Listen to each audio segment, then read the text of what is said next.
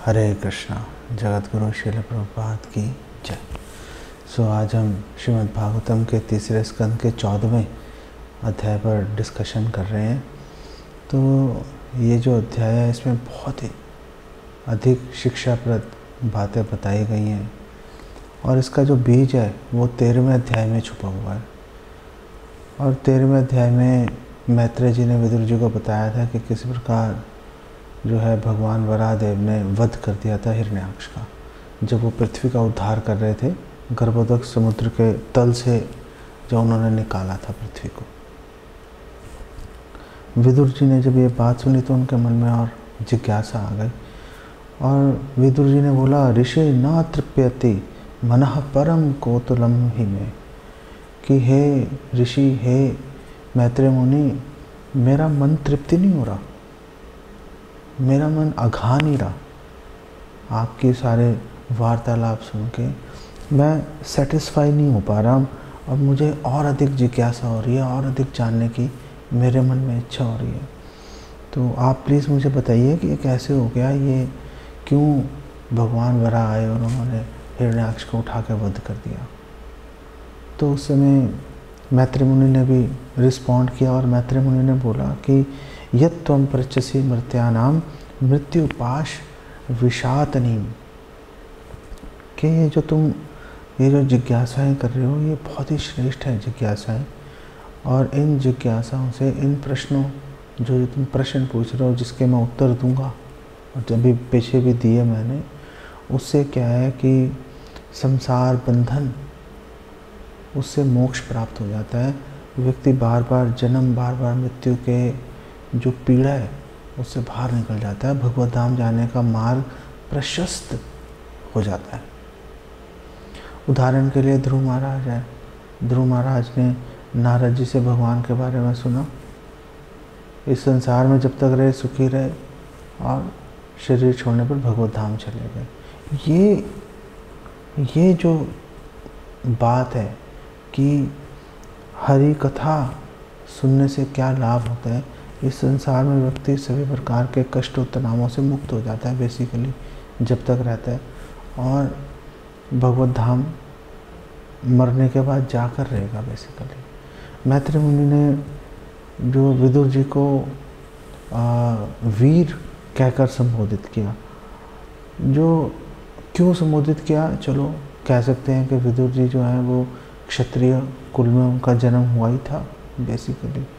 पांडवों के चाचा थे वो, कौरवों के भी चाचा थे वैसे तो, लेकिन वो वीर इसलिए कह के संबोधित किया क्योंकि वो परम भगवान की लीलाओं के बारे में, उनकी शिक्षाओं के बारे में, भक्तों की शिक्षाओं के बारे में, चरित्र के बारे में जानने के लिए अत्यंत उतावले थे।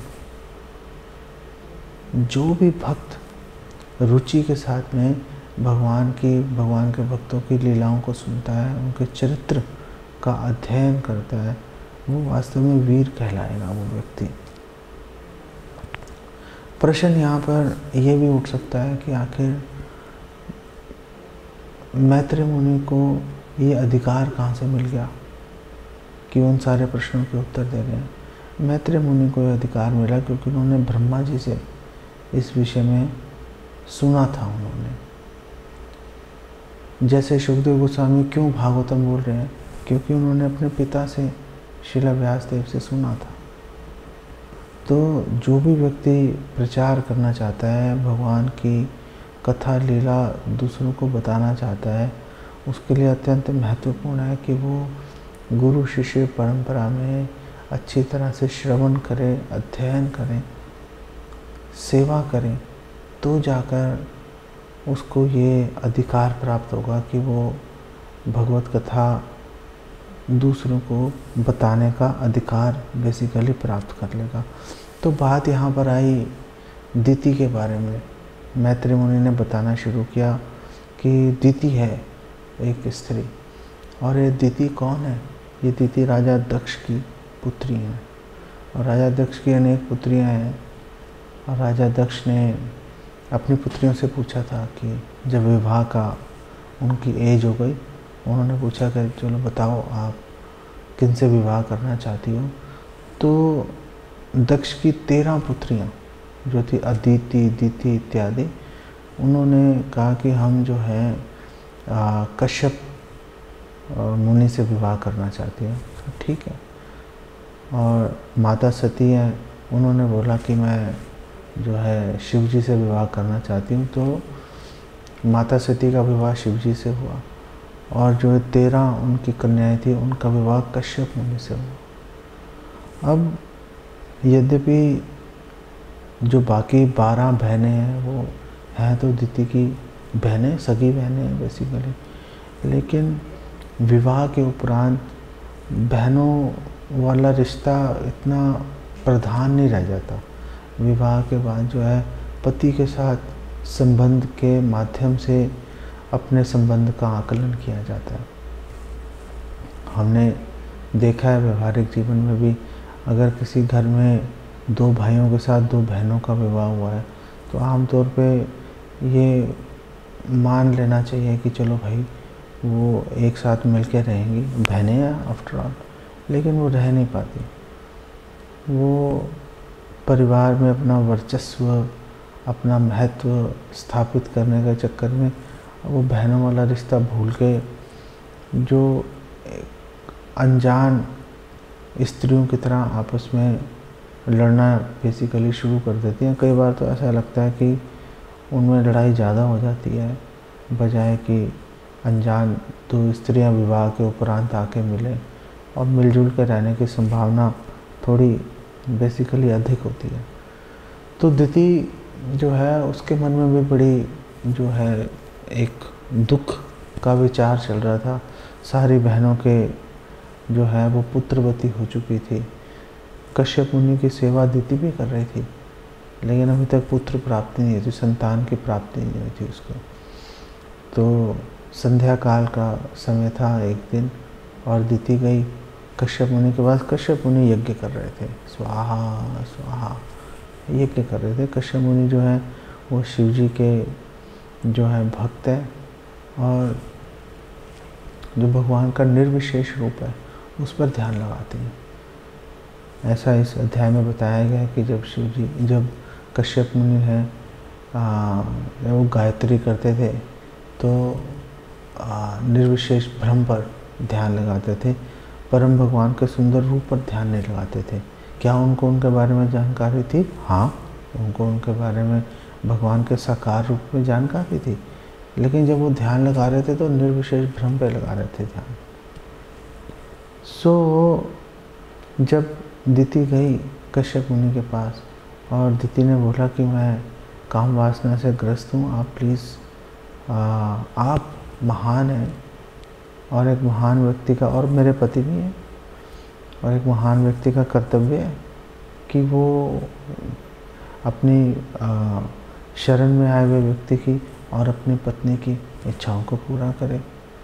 तो मेरी सभी बहनों के जो है संतान है, मेरे पास संतान नहीं है, आप प्लीज़ मुझे संतान प्रदान करें, और संतान अगर आप मुझे देंगे तो आपका भी यश फैलेगा, क्योंकि आप प्रजापति हैं, आपका कार्य है प्रजा का विस्तार करना, संतान उत्पत्ति करना, तभी तो आगे जाके जो है सृष्टि में जनसंख्या बढ़ेगी।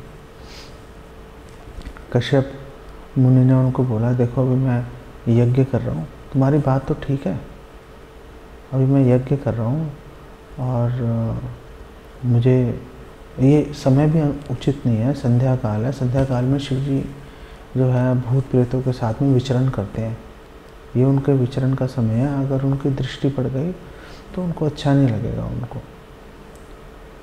यद्यपि शिव जी, फिर उन्होंने शिव जी को ग्लोरीफाई किया, उन्होंने बोला उनका जो है बहुत एकदम लालिमा युक्त उनका वर्ण है शिव जी का, हालांकि पूरे शरीर पे राख पुती हुई है, लेकिन फिर भी देखने में बहुत सुंदर है, और त्रिनेत्रधारी हैं, 3 नेत्र शिव जी ने धारण किए हुए हैं, 3 नेत्रों से पूरे संसार का जो है अवलोकन करते हैं, उनको देखते हैं पूरे संसार में क्या चल रहा है। और कश्यप मुनि ने बोला कि जो शिव जी हैं, शिव जी यद्यपि मेरे छोटे भाई की तरह, क्योंकि दिति की छोटी बहन सती का विवाह हुआ था शिव जी से, तो इसलिए वो अपने एक संबंध शिव जी से लेके चल रहे थे छोटे भाई की तरह। अगर दो बहनों का अलग अलग जगह पे विवाह होता है तो जो उनके पति हैं उनका भी आपस में एक संबंध स्थापित हो ही जाता है, एक दूसरे से भाईचारा बन ही जाता है। तो स्वाभाविक रूप से कश्यप मुनि को भी इस बात की बहुत प्रसन्नता थी कि वो शिव जी के साथ उनका संबंध है। लेकिन कश्यप मुनि ने बोला कि देखो, यद्यपि शिव जी के साथ मेरा संबंध है, लेकिन शिव जी, हालांकि वो किसी से ईर्ष्या नहीं करते, लेकिन फिर भी शिव जी से ये उम्मीद करना कि वो किसी से अपने संबंध की चिंता करेंगे, वो नहीं करते। वो ना किसी से संबंध, ना किसी से ईर्ष्या करते, ना किसी से संबंध अपना स्थापित करते हैं, विरक्त भाव से रहते हैं वो, और हमेशा दूसरों के कल्याण के बारे में बेसिकली सोचते रहते हैं। लेकिन दुनिया तो हंस रही है उन पे कि ये कैसे चल रहे हैं, देखो। जैसे भृगु मुनि ने भी उनको बोला, वो तो चलो परीक्षा के लिए बोला था, भृगु मुनि ने भी उनको बोला था, अरे जब शिव जी आलिंगन के लिए गए थे उन्होंने कहा दूर से रहो, आप सारे शरीर पर राख पुती हुई है, मेरा आलिंगन करोगे मेरे को भी आप दूषित कर दोगे। तो शिव जी को अच्छा नहीं लगा था, तो लोग मजाक उड़ाते ही उनका। तो कश्यप मुनि ने बोला कि जो देहात बुद्धि में बद्ध है, जो मरणशील शरीर को सजाने में, उसकी रक्षा में 24 घंटे सोचते रहते हैं, ऐसे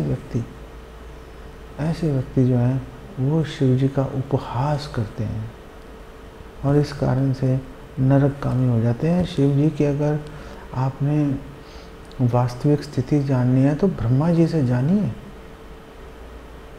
ब्रह्मा जी से जानिए। हालांकि शिव जी ब्रह्मा जी की भ्रकुटी से प्रकट हुए हैं, लेकिन ब्रह्मा जी शिव जी की आराधना करते हैं।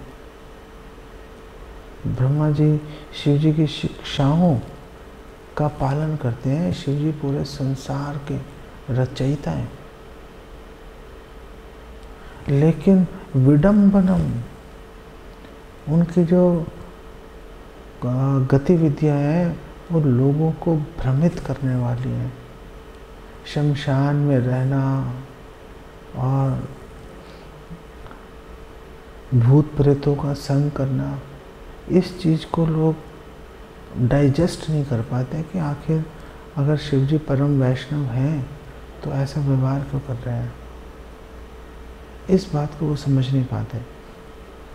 अगर आप देखें भागवतम की बिल्कुल शुरुआत में भगवान कृष्ण के बारे में भी, उनकी लीलाओं के बारे में भी विडंबनम इस शब्द का प्रयोग किया गया है कि भगवान के कृष्ण की लीलाएं अत्यंत विस्मयकारी, भ्रमित करने वाली हैं। बृहद भागवत में हमें ये प्रसंग मिलता है कि जब नारद जी जा रहे थे द्वारका भगवान कृष्ण का दर्शन करने के लिए, तो रास्ते में हनुमान जी से भी मिले। उन्होंने बोला हनुमान जी को, आप चलो मेरे साथ में, आओ आपको आपके स्वामी का दर्शन करवाता हूँ। तो हनुमान जी ने बोला कि मैं तो भगवान राम की लीलाएं देखकर ही जो है पूरी तरह से विस्मित हूँ, भ्रमित हो जाता हूँ। भगवान कृष्ण की लीलाएं तो से करोड़ों गुना अधिक विस्मयकारी, भ्रमित करने वाली है। मैं नहीं चाहता, मैं भ्रमित हो जाऊँगा, मैं यही ठीक हूँ, भगवान का नाम लेता रहता हूँ। तो विडंबनम, शिव जी की जो लीलाएं हैं, जो उनकी गतिविधियां हैं, बहुत ही विस्मयकारी हैं, बहुत ही आश्चर्यजनक है। और कश्यप मुनि ने दिति की सराहना भी की। कश्यप मुनि ने दिति को बोला कि गृहस्थ जीवन में स्त्री का बहुत महत्व है। स्त्री जो है वो पति को पतन से बचाती है। अब ब्रह्मचारी, वानप्रस्थ, संन्यास, इसमें तो इंद्रिय तृप्ति की कोई विकल्प है ही नहीं, इंद्रिय संयम करना ही पड़ेगा। लेकिन जो गृहस्थ व्यक्ति है जो शादीशुदा व्यक्ति है, अगर वो आध्यात्मिकता का पालन कर रहा है लेकिन एकदम से उसका वेग आ गए, अगर इंद्रियां वो संयमित नहीं कर पाया, तो एटलीस्ट पत्नी है उसको वेग को संभाल लेती है, वो उसको सेटिस्फाई कर देती है, वेग ख़त्म हो जाता है। जब ये काम वासना का वेग आता है ना, व्यक्ति कुछ सोच नहीं पाता। बड़े से बड़े विवेकवान व्यक्ति हैं, हौसले पस्त हो जाते हैं उनके। लेकिन जब वो अपनी काम वासना को शांत कर लेते हैं, फिर हृदय में ग्लानि का अनुभव करते हैं कि मुझे ऐसा नहीं करना चाहिए था। हर अच्छे काम में धर्म अर्थ काम जो त्रिवर्ग है, इसमें स्त्री के बिना संभव नहीं हो पाता। वो स्त्री का बहुत बड़ा सहयोग होता है। इन सारी बातों के चलते ही स्त्री को अर्धांगिनी, बेटर हाफ बोला जाता है। बिल्कुल पति के आधे अंग की तरह स्त्री व्यवहार करती है। बल्कि मजाक में कश्यप जी ने यहाँ तक कह दिया कि मैं आपका ऋण उतार नहीं सकता। मैं, कोई भी पति है अपनी पत्नी का ऋण नहीं उतार सकता, जितनी वो उसकी सेवा और जितनी उसकी हेल्प करती है भक्ति में, धर्म के पालन के अंदर। तो जब ये बात आ जाती है तो एक स्त्री का बहुत बड़ा कर्तव्य है। स्त्री कोई बच्चा पैदा करने की मशीन नहीं है, या स्त्री अपनी इंद्रिय तृप्ति करने का एक साधन मात्र नहीं है। अपनी पत्नी को पूरा सहयोग देके चलना चाहिए। हमारे शास्त्रों में, हमारे सनातन धर्म में स्त्री को बहुत बड़ा उसको जो है दर्जा दिया गया है, उसको बड़ा सम्मान दिया गया है। स्त्री का नाम पहले आता है, पत्नी का नाम पहले आता है, पति का नाम बाद में आता है। सीताराम, राधा कृष्ण, हमेशा स्त्री का नाम पहले आएगा। जब इतना सम्मान मिल रहा है, जब इतना आदर मिल रहा है, तो स्त्री का कर्तव्य भी बन जाता है कि इस आदर के अनुसार आचरण करे। नहीं तो वो खुद भी नरकगामी होगी और उसका परिवार भी नरकगामी होगा। इसलिए एक स्त्री को बचपन से ही आध्यात्मिक शिक्षा लेनी चाहिए, और ये माताओं का कर्तव्य है कि अपनी संतान को, विशेष रूप से जो लड़कियां हैं, उनको वो आध्यात्मिक शिक्षा अवश्य प्रदान करें, जिससे कि आगे जाके अपने पूरे परिवार को आध्यात्मिक जीवन में आगे उनको लेकर जा सके। पीछे एक भक्त ने मेरे से प्रश्न पूछा था कि हम लोग विवाह करना चाहते हैं, मैं और एक लड़की, लेकिन हम संतान उत्पन्न नहीं करना चाहते। वेल, तो फिर आप विवाह करना ही क्यों चाहते? आप अगर विवाह करने का अगर आपका मंतव्य केवल इंद्रिय तृप्ति है तो बेकार है वो। फिर क्या पॉइंट है? आप अपनी जिम्मेदारी, आप सुख तो लेना चाहते हो, लेकिन उसके साथ जो जिम्मेदारी आ रही है उसका वर्ण नहीं करना चाहते। फैमिली प्लानिंग सनातन धर्म में शुरू से ही है, लेकिन फैमिली प्लानिंग जो है गर्भ निरोधक साधनों का प्रयोग करके नहीं है, कॉन्ट्रासेप्टिव्स यूज़ करके चलो भाई हम अपना फैमिली प्लानिंग कर लेते हैं। सनातन धर्म में फैमिली प्लानिंग संयम पर आधारित है। भगवान कृष्ण भगवत गीता में कह रहे हैं, धर्म अविरुद्धो कामोऽस्मि, कि मैं काम वासना हूँ, लेकिन धर्म के नियमों के अनुसार जो है, जो धर्म के नियमों के अनुसार है, वो काम वासना में हूँ। तो अगर कोई गृहस्थ जीवन में प्रवेश कर रहा है, तो कॉन्ट्रासेप्टिव से फैमिली प्लानिंग नहीं चलेगी, इंद्रिय संयम से फैमिली प्लानिंग चलेगी। और अगर आप इंद्रिय संयम कर रहे हो, बच्चे नहीं पैदा कर रहे भाई, चलो ठीक है, आपको एक कंपेनियन की ज़रूरत है, साथ मिलकर चलते हो। लेकिन अगर आप इंद्रिय तृप्ति कर रहे हो तो आपको संतान जो है वो पैदा करना, उसको जन्म देना आपके लिए अनिवार्य है।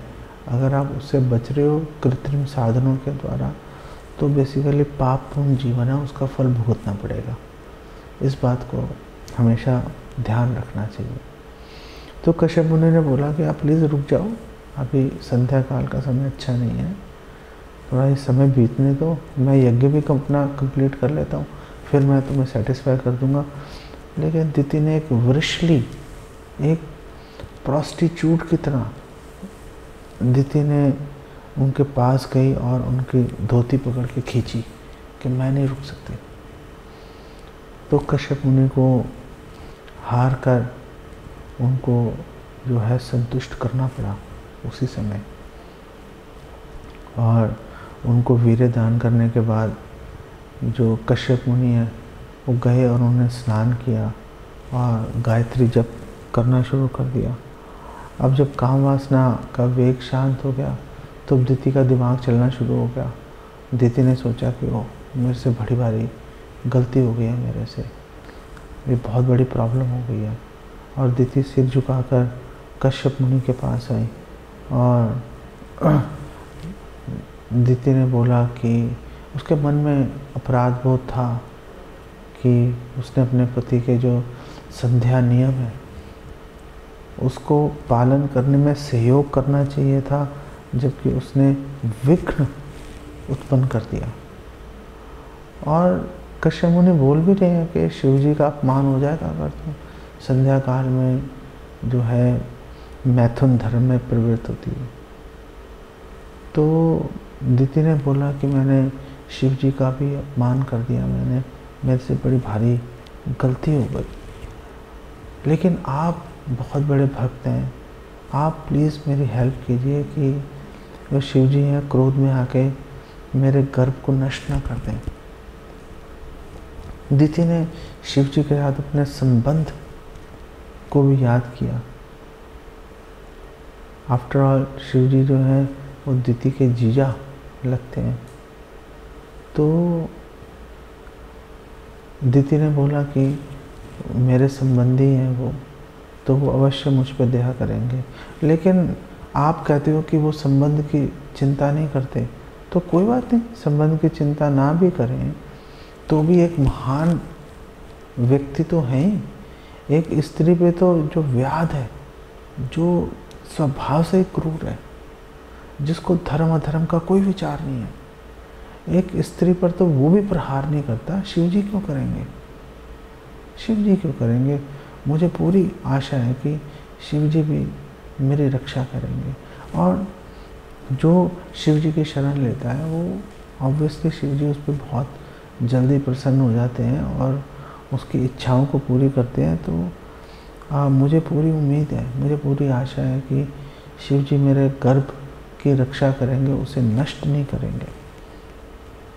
बेसिकली जो दिति है वो अपने बच्चों के कल्याण की चिंता कर रही थी कि किसी तरह से उनके बच्चों का कल्याण हो जाए।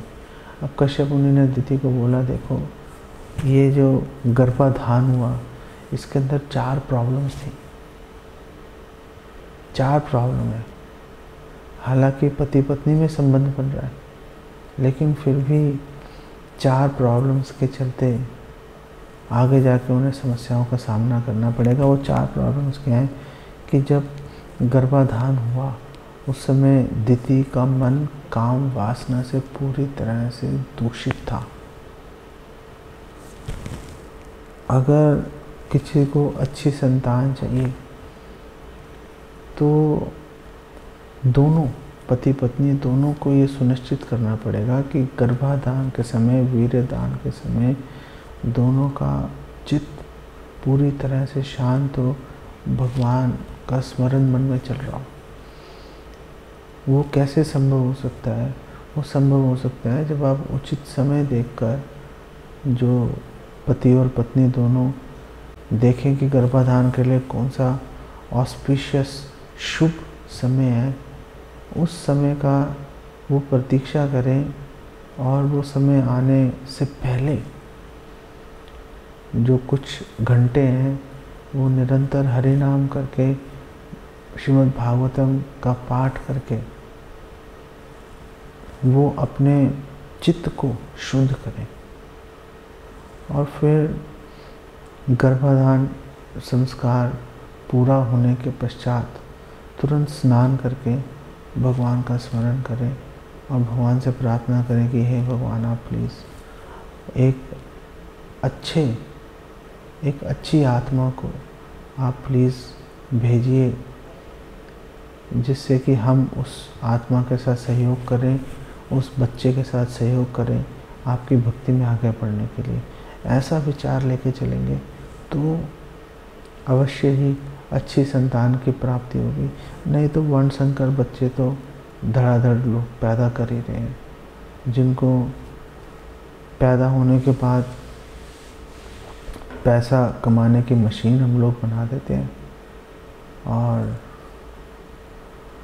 मतलब घर में कोई धर्म इत्यादि का पालन आमतौर पर लुप्त होता चला जा रहा है, लुप्त होता चला जा रहा है।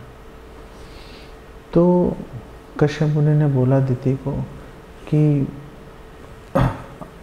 तुमने जो है काम वासना से दूषित मन था तुम्हारा गर्भाधान के समय, संध्या काल का समय था, अशुभ समय था, उस समय नहीं करना चाहिए था। संध्या काल का समय भगवान का स्मरण करने के लिए जो है निर्धारित है।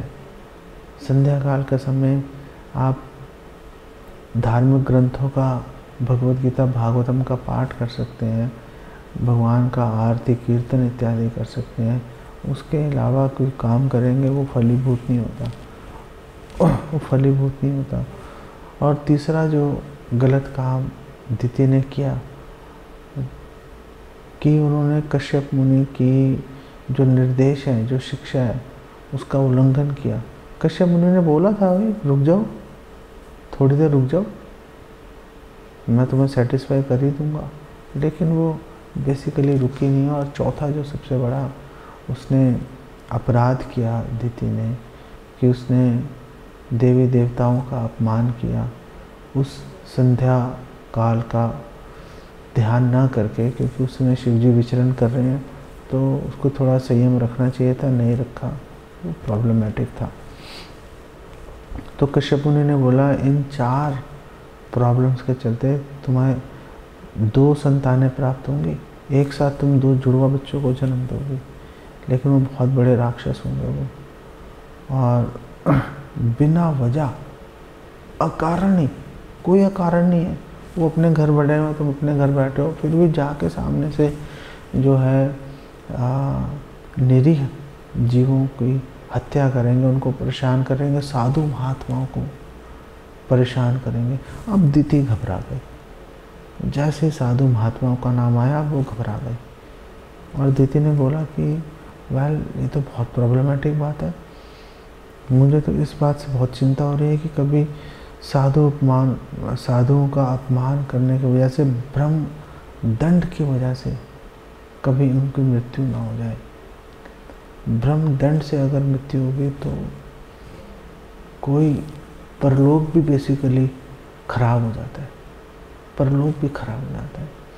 तो आप प्लीज़ मुझे आश्वस्त कीजिए कि मुझे बताइए कि क्या मेरे बच्चों की मृत्यु जो है वो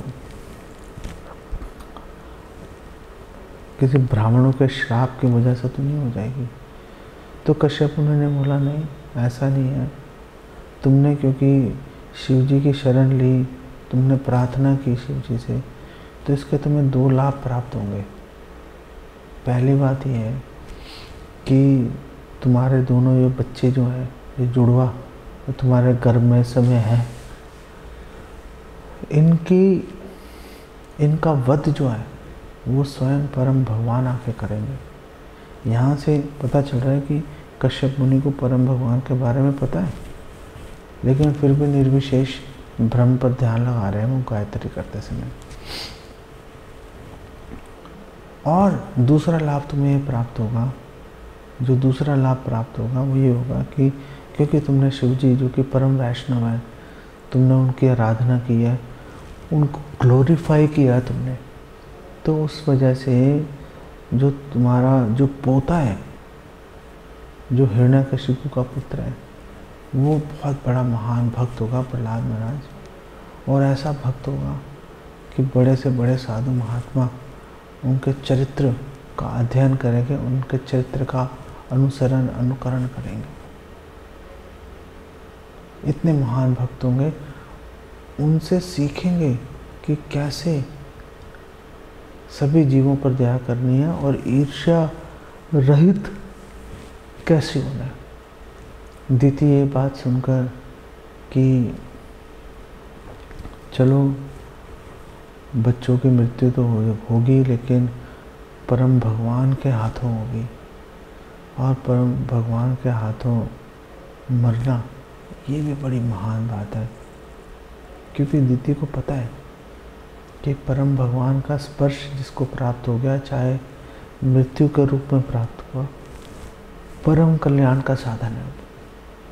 और दीति को इस बात की भी प्रसन्नता थी, इस बात की सुख उसको मिला कि उनका जो पोता है दीति का, वो एक महान भक्त होगा।